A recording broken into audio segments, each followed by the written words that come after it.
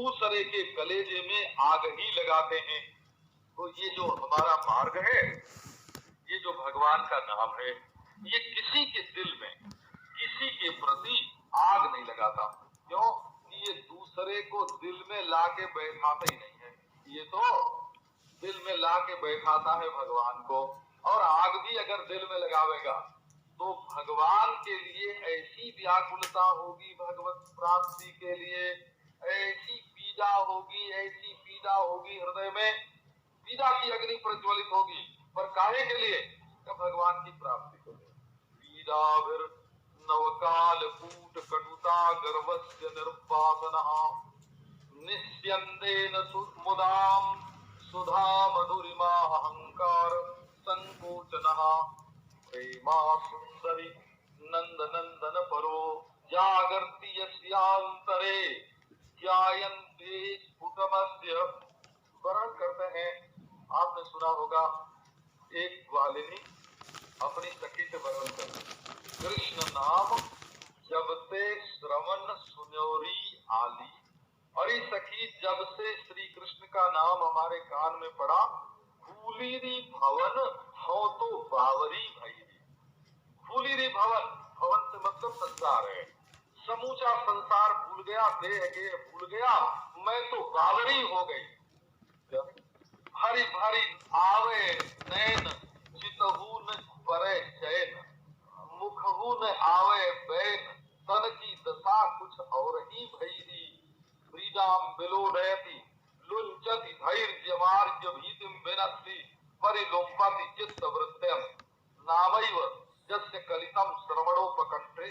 कान में भगवान का नाम पड़ा और उसको पाने के लिए हृदय में व्याकुलता उदय हो गई। जिसका ये नाम है हमको वो चाहिए, जिसका ये नाम है हमको वो चाहिए। किसका है ये नाम?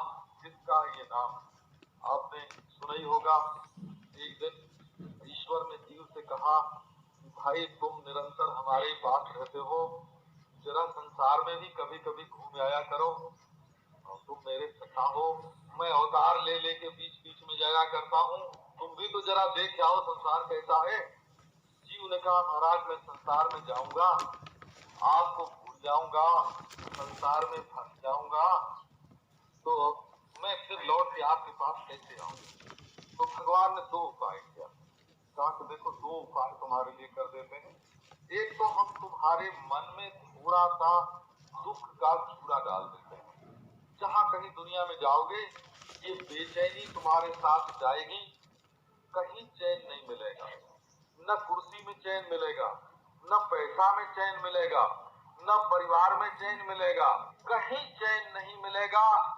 अशांति बेचैनी का चूरन तुम्हारी छठी में डाल देते हैं।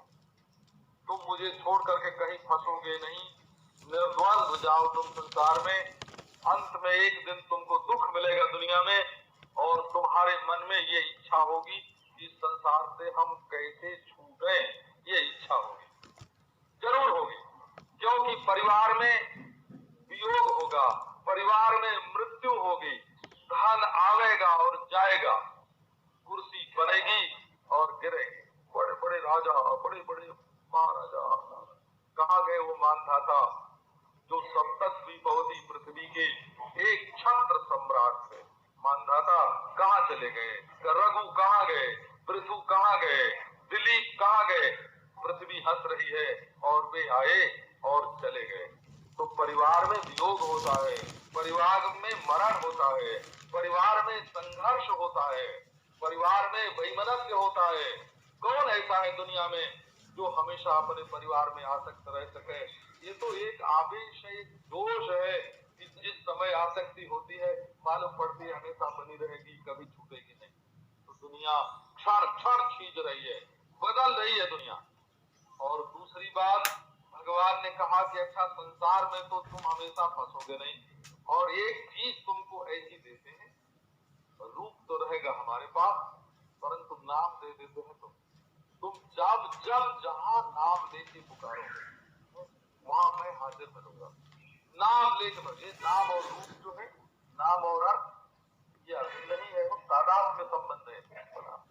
गिरा बीज, गिरा अर्थ, जल बीज यत भिन्न भिन्न गिरा अर्थ वागर्थाविव संपृक्तौ औत्पत्ति का शब्द से अर्थे न संबंधा। शब्द का अपने अर्थ के साथ सहज संबंध होता है।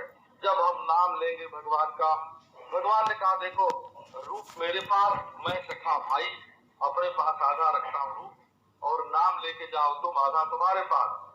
बोले नहीं महाराज आप बड़े हैं अपने पास अच्छा रखते हैं और हम छोटे हैं हमको छोटा देते हैं। बोले नहीं नहीं, ये बात राजाओं के घर में होती होगी कि बड़ा भाई ज्यादा ले ले और छोटा भाई को कम मिले, ये बात राजाओं के घर में होती होगी। हमारे घर में भगवान के घर में ये नहीं है। रूप छोटा नाम बड़ा। जिस समय तुम नाम लेकर पुकारोगे उस समय रूप को तुम्हारे सामने जाना पड़ेगा।